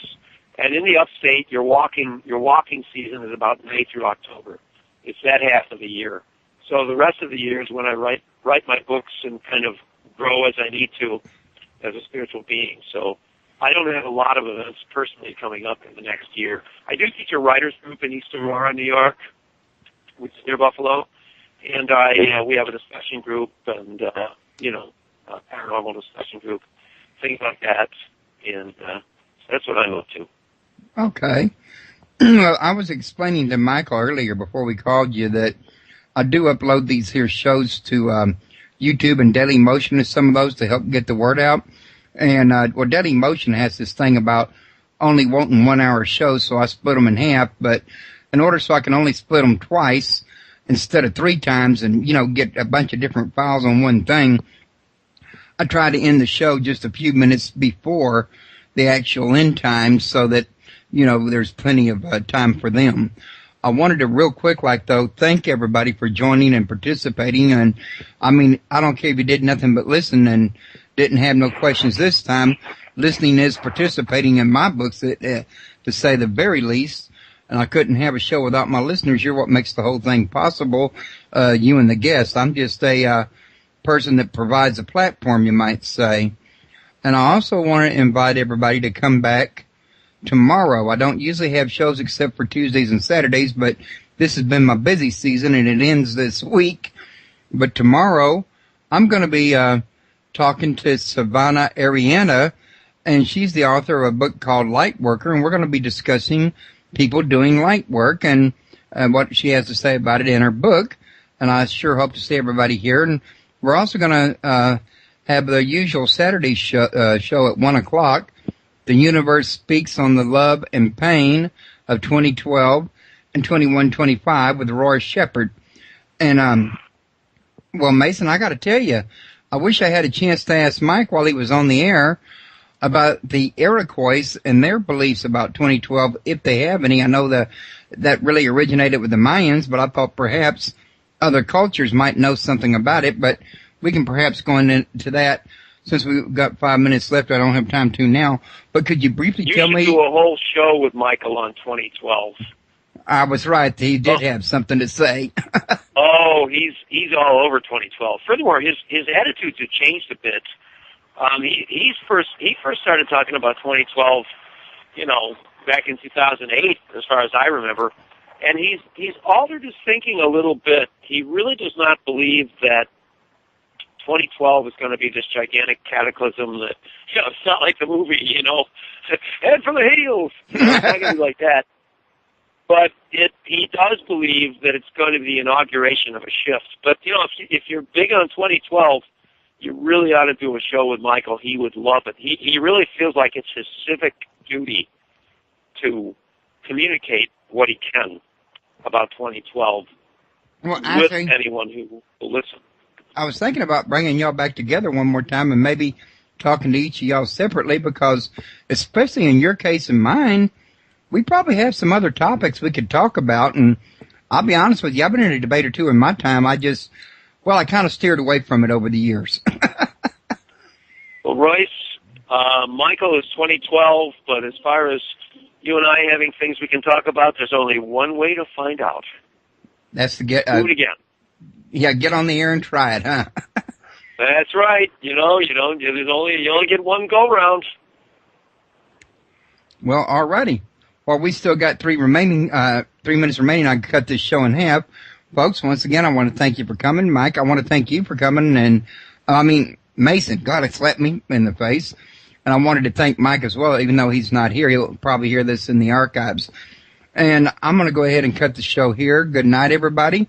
If y'all don't manage to come back to the live shows, try to catch the archives.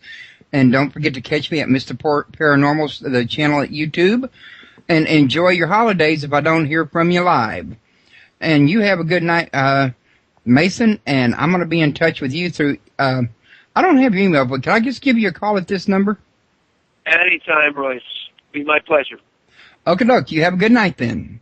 And good night. So that's interesting you should mention that, Mason, because, when I was reading the book and, the way the tales of the witches were being described, it thought to me like in Native American lore, what I was getting from the book was these powers that these witches have was not in question. It was not considered supernatural. It was like this is everyday normal and everybody knows it type thing. Versus like here, a lot of people, even in the paranormal field, even witches and covens, sometimes just don't have that kind of strength in their faith that it's like, well, what? This is common every day. Don't you already know it? In other words, you know what I'm saying? Yeah, I think I do. And it's one of the philosophies of magic, is that it's sort of like chemistry. You do X, you get Y. It's just in a little bit of a different realm. So, and it actually helps to understand how the other realm works. I mean, none of us would really actually try to start a car without knowing we had to turn the key, for example. And if we did, we wouldn't get very far. Yeah, well said. Well, we do spend a little time in our book discussing a few of the classic theories of magic. Now probably is not the time to get into it, but, some parts of the book are very relaxed. They're storytelling, and we really wanted to catch the flavor, the character of the language, of the way an Iroquois storyteller might operate. And one of the most important things for me was catching the tone the storytellers I've listened to, including Michael Bastine, but also his tutors, his teachers. We really wanted to stick to the language that the Native Americans are using. That said, there are many parts of the book that are quite compressed. You know, some of our discussions of logic and the principles of what you might call magic. I mean, it's not like I'm a magician. You know, it's not like I can cast a spell on someone. But I've really been through a lot of different books and theories and all that on the way this sort of stuff works. And it was important for me to try to be accurate as far as what an anthropologist or an ethnologist might say is the way the Iroquois occultists would have thought. And I would imagine in some of these areas, Michael would be ideal to talk to in these. Am I already talking to Michael and I getting mixed up here by any chance? No, that was Mason before. Okay. Anyway. Sorry, we're both on here. Yeah, you got stuck listening to the white guy there. Here's Mike. All right, I'm sorry. I got mixed up for a second while I was listening. I guess I'm just... I went to a local school, the public school. I went on to a community college. I was raised Catholic. But you get to a certain stage in life, and when things aren't really making a lot of sense to you, and you're saying, this is it, this is life, this is what they're referring to as this life, and there's got to be more. And yet you'd look around and try to inquire, and you can't get a lot of answers. So I guess I had to kind of go through some rough periods there, early, late teens, early 20s. But by the mid-20s is when I really started looking at this from a perspective that said, how interesting this is that they can apply these insights to help people heal. They can help people look ahead to see some place that may be a hazard for them in the future they need to watch out for. There's so many ways that they apply this interacting part of this life that I said, this is really cool. And it was such a great experience to see the practitioners actually allowing me to stay close enough to observe these things.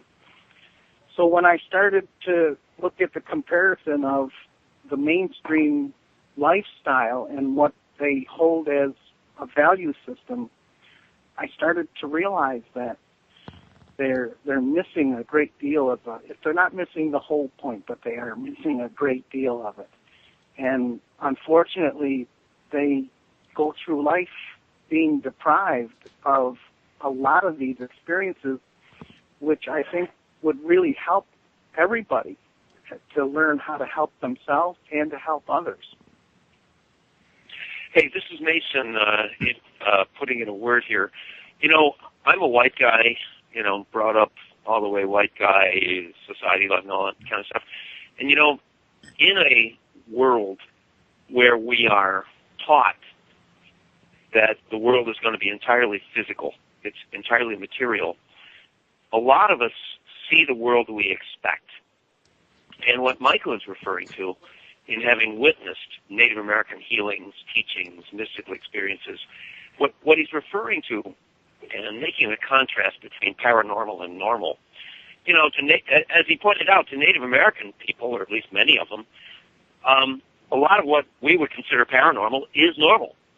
And part of the purpose we had in working on this book was to try to give people the idea that possibly the spiritual realm is a little closer than many of us think it might be.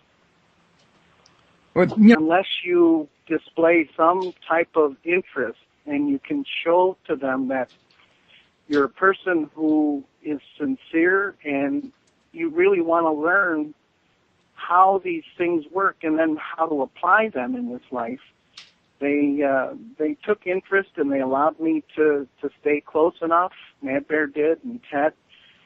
So it was a thing of a great kind of a blending of two different cultures. We're slightly different, but it was a great experience at the time for me to expand the insights and how these things work and how to apply them in this life. Well, I can imagine it was, and it really kind of dovetailed with the paranormal work you were already doing anyway, so I think that really kind of like was a plus, don't you think? Yeah, it was.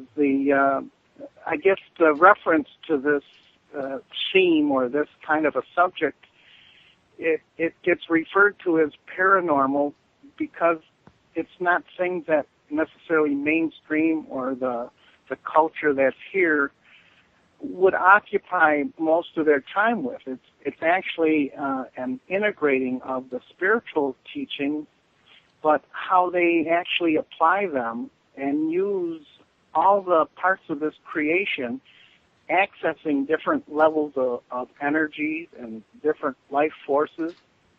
And so it's one of those things that when you get to experience from their perspective, it really it's an incredible thing that it's hard to actually describe to you, to put into words when you actually see these things happen, and then they respond to these things that would be typically called paranormal. They respond as if that's what they expected. Well, I would just well imagine there, Mike, that your role in this here was probably pretty unique, given the fact that, well, on our radio show and a lot of other radio shows I've been to, you hear a lot about ghosts and witches and, you know, the regular lore that was brought over from England or occurred while we were here, tales of ghosts during the Civil War times, etc. But in my whole entire 5 years in this doing radio shows, this is my first time to have the Native American perspective. And, well, honestly, it's kind of an honor for me, being that I'm part Cherokee, to be able to, you know, view some of, you know, my roots where this here is concerned that I never learned about because I was growing up, you know, from the white end of it, in other words. Yeah, well, that's pretty much, I mean, I was raised out in the rural part of Buffalo. It's out in the farm country.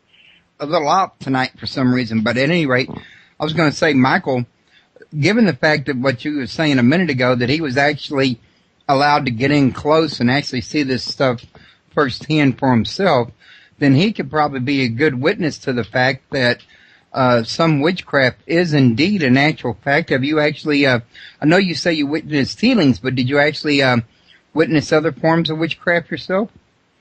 Yes, I have. The practitioners that I hung out with were not people who would initiate trying to harm someone. In fact, what they did do is they would observe and they could do readings and they could look into things using techniques that I guess would be comparable to like tea leaf reading and to other techniques of looking into some type of fortune telling, but it really wasn't fortune telling because the elements that they use are for actually accessing information from the spirit world, which in their view was a great place, a good place, and it was a good source of information.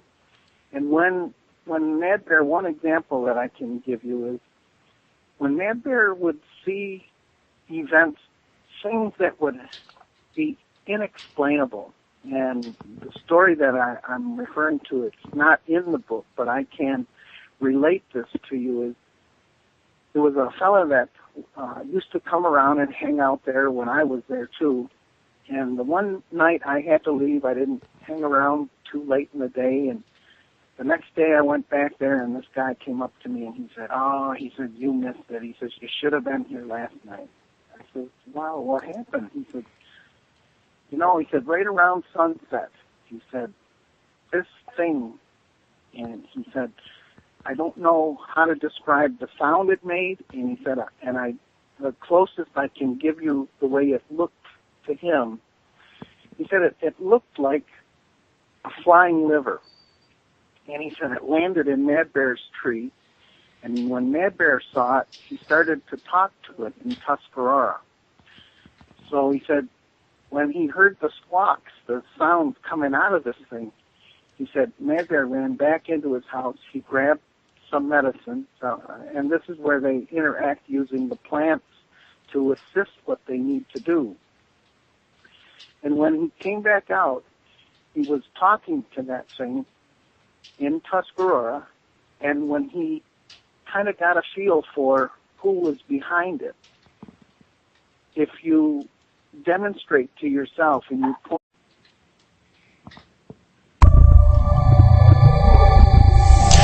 Welcome to Paranormal Palace Radio, where truth equals reality, and truth is often stranger than fiction.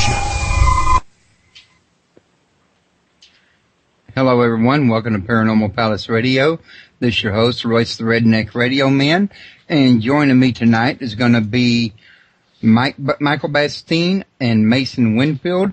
And we're going to talk about their newest book, Iroquois, and I'm probably pronouncing that word wrong, and I'm going to let them correct me on it, Supernatural. And this is about some of the folklore and the supernatural and paranormal folklore, or the natives here that had this folklore before we even come along, and some of it even to this here day. And I've read this book, and it's quite an interesting book, I might add, and I really recommend it to anybody. I can't really sit here and cover this in any one given setting, because for it to be almost 350 pages in a book, it's got a bunch of stuff packed in there, and it's one of those books you're going to have to read it several times to really get it to set, and it's one that you might want to use for reference. And well, I think it's great to have for campfire stories, or Halloween parties, and other occasions for that matter, and it's great for educational purposes as well. But let's real quick introduce these two and get to know a little bit about them. I'll tell you what, Michael, let's start with you. How are you doing today? I'm doing good, thank you, Royce. And I guess you could say my background is been the last 34, 35 years has been working and interacting with the Iroquois people. I'm Algonquin. We're two different groups of people, but because I grew up in the Buffalo area, this is the region in which the Iroquois occupied, and that's the influence that I seem to gravitate towards. Plus, just being in this area, it just makes sense that those would be the things that I would be influenced with. So I've done this work probably, about 35 years, and it really was an eye-opener for me, because it was information and it was inner parts of the culture which you never learn about in school. At the time, 30-some years ago, there's no websites, there's no access. And if people think that you pick that stuff up at a powwow, it really isn't where those things happen. These were encounters which